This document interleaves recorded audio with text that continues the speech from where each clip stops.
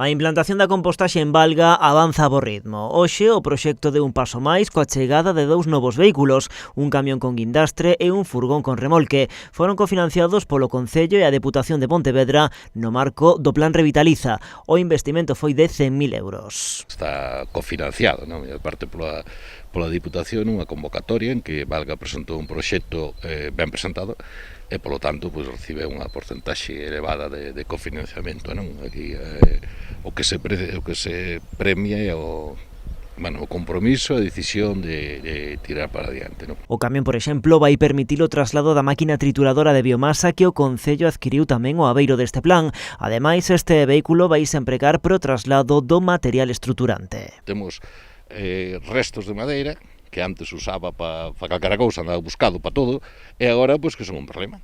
Son un problema, restos de poda, restos de non sei que son un problema. Bueno, se alguén os utiliza para outra cousa, que os utilice, non hai ningún problema. Pero se non, resulta que eses restos de madeira, de material leñoso, hai que trituralo. Tamén se comprou unha trituradora a conta do Revitaliza, non, deste acordo.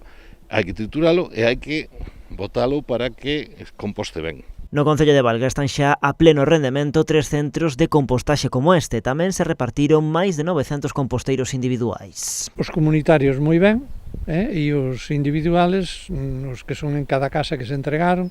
Aínda hoxe houve unhas charlas nos lugares para entregar máis composteiros e informar aos veciños do interés do que queremos, que é positivo para todos, non? Bello Maneiro amosouse convencido de que tanto o Concello como os veciños conseguirán sacarlle partido o Plan Revitaliza. Pola de agora, a súa implantación está a ter moi boa acollida, malia tratarse dunha localidade eminentemente rural.